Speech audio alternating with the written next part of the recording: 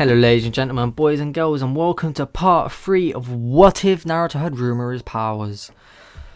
In this episode, it's pretty crazy, guys, I can't lie. And a nice little bit of plot building, little character introductions, a little evolution, wink wink, of certain characters. But to find out what I mean, you're gonna have to watch the whole video, innit? So that's your choice. But if you want to see more of this, guys, make sure you hit the like button. Subscribe, comment down below, see what else you want to see. There's going to be a like goal, but the like goal is going to be whatever the hell I like. So you're just going to have to like and see what I say it as. It's what it is, isn't it? But anyway, guys, I'm not going to drag this intro for too long. Just make sure if you want, tell me what else you want to see. And other than that, let's get straight into it. Let the darkness take control.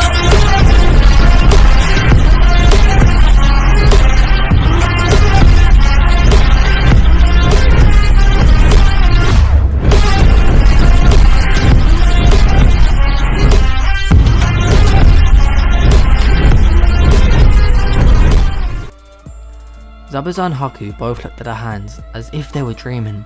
Zabuza looked up and said, "What are you? I feel..."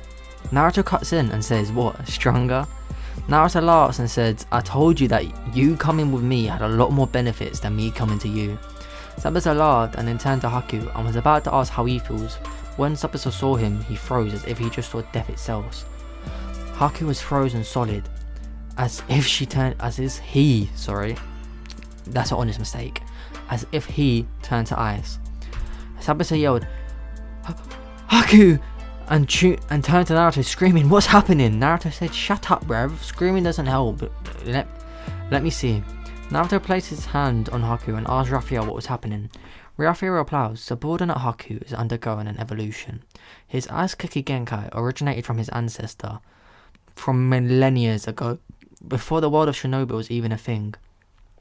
This ancestor seemed to be an ice demon that had a child of a human. This ice demon DNA was eventually watered down to the point where it was only able to be recognized as the Yuki clan's Kikagenkai. Naruto says, so if it's been watered down, why is he like this? Ryaffa then replies, due to him becoming your subordinate, the ice demon DNA in him was awoken and began to multiply and spread. He is now considered a demi-human, half ice demon, half human. And he's 100 if not 1,000 times stronger than before. Naruto then asks how long is it till it completes. Raphael then says this process normally takes up to 3 years minimum due to the body needing to reach an extremely low temperature, but for it to be complete before then, there has to be certain steps taken. Naruto then thinks and says, I can't wait here for 4 years, what's the steps? Raphael pauses for a moment and says, if you can make his body reach the required temperature, then the evolution will be completed straight away. Naruto smirks and walks over. He places his hand over Haku and with Raphael's assistance, combining his wind nature with his new Ice Cookie Genkai, shoots out extremely cold air all over Haku. Zabuza yells, "What are you doing?" But Naruto just says, "Shh, relax. You've got to take a chill pill, fam. Just wait and see." After a few seconds of doing this, Naruto stops and as Haku had reached the required temperature, and the ice around him began to crack until it exploded off him, revealing what looked like an entirely different person. Haku's hair was now white and his eyes were bright like turquoise blue.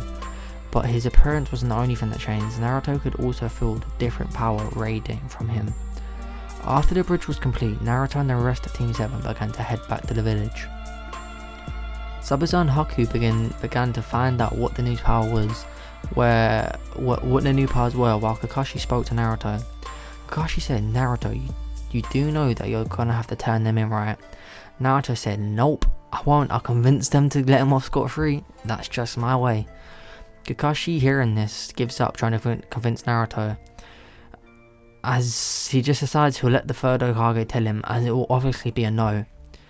"Yes, of course, Naruto," is what the third Hokage said to him with a smile on his face, causing Kakashi's jaw to hit the desk. Kakashi tried to bring up how Zabuza was still considered a threat, but the third Hokage just smiled at him and said that he needed a word along with Naruto, Haku and Zabuza. Kakashi left with a smile on his face, assuming that the third Hokage just didn't want to embarrass Naruto, telling him no in front of everybody. But when the entire team left, except for Naruto, Zabuza and Haku, the third Hokage just pulled out a massive bag of golden coins and gave it to Naruto and said, that's your reward, it should be about 10 million. But now, let's talk about the reason those two are still alive. Naruto laughs and says, Jesus, sounds like you want them dead. Naruto's laugh quickly disappears as his eyes flash red and says, if that's so, that would be a problem to say the least, because these are my subordinates, and in other words, they're my family, and if someone wants their dead, they will have to kill me first.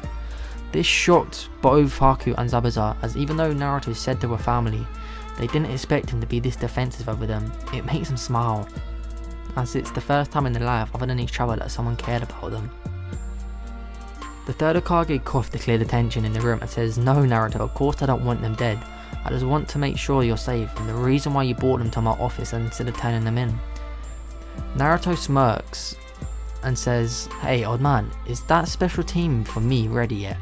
The third Hokage says, no, not yet, there's been some complications creating it, but it should be ready soon. Naruto smirking says, leave it, these two are my team, and points to Zabuza and Haku. The third Hokage nearly spits out his little tobacco pipe, and as he heard this, and said, Naruto, maybe you should reconsider, there are other options. Naruto said, no. Are any of the other options or the other teams you made me, would they be as strong as these two? The third Hokage pauses and looks at both Zabuza and Haku and then says, they probably wouldn't be stronger than Zabuza, but they would most likely be stronger than the kid. Naruto laughs and says, I wouldn't be so sure about that. Keep in mind, I'm a kid. As Naruto clicks his fingers, Haku steps forwards and a circle of cold air begins to spin around him as he concentrates his power. And suddenly multiple ARMY members begin to fall from the roofs. Of course they were the Hokage's guard, but they were unable to move. The Hokage says, what did you do? Haku very calmly replied with no emotion, I froze their muscle fibers, making them unable to move. It's harmless and I can freeze them whenever. Seeing this, the Hokage goes quiet, and then Naruto laughs and puts his foot on his desk and says, so what do you think, old man? I've made myself quite a useful team if I do say so myself. All you need to do is approve it and we'll be out your hair. Do you even have hair? But Naruto giggles as the third Hokage shuts him up. And just to get him out of the room, he approves it. We now go to Naruto, who is walking out of the Hokage's office with a massive smile on his face, with two masked army members behind him, which are of course Zabuza and Haku. When he gets out, Kakashi's waiting for him, and Kakashi walks towards him, but glares at the two army members behind him, and says, Naruto, who are these? Naruto smirks and says, that's classified information, you know for a fact I can't let you know that. Kakashi sighs and says, I expected that much, but I was just coming to tell you that I volunteered you for the Chunin exams, and if you pass, your teammates will be promoted to Chunin, while you will be promoted to Jonin. Naruto smirks back and says, will there be any strong people there? Kakashi smirks back and says, yes, they'll be the strongest for your age. Hearing this, Naruto loses excitement and sighs and says, people my age don't reach my standards, Kakashi. After fighting me, you must understand that. Kakashi laughs and says, yes, while that may be true, I also heard that the son of the fourth Kazekage is taking part, and he has the one-tailed beast sealed inside him, making him a Jinchuriki just like you. Hearing this, Naruto is curious and decides it won't hurt to take part. Naruto is told that he has 3 weeks to prepare for the exam, so he tells Haku and Zabuza to get accustomed to the village life while they wait for their first mission as a team. Naruto is about to leave the village to go and train on his own, but as he is at the gate, he sees a man with all white hair peeping at all the girls in the bath. Naruto laughs, thinking to himself, old men are funny, but he remembers young children also use that bath and feels overwhelmed by the urge to kill this potential paedophile. Naruto walks over and yells, hey old man, this is your only chance to leave before you get hurt. The old man looks at him and says, hey brat, bugger off, you're interrupting my research. Naruto smirks and says, I gave you a chance, don't blame me for what happens next. The old man looks at him, attempting to tell him to F off, but in a flash, Naruto's fist was inches away from his face, but somehow this old pervert managed to block it. The old man laughs and says, you're not bad kid, but you need a few more years before you can even lay a finger on me. Naruto just grins as he opens his fist and grabs the old pervert, swinging him round, and attempts to swing over his shoulder and slam on his head. But as Naruto checks to see if the guy was knocked out, he sees that this old man's hair had become spiky and cushioned his fall. As soon as Naruto loosened his grip the slightest, the old pervert instantly got loose and appeared behind him, and put Naruto and his arm in a lock, and said, "Calm down, kids. The tune in these arms are coming up, and if you struggle anymore, I'll snap your arm beyond repair and you won't be able to take part."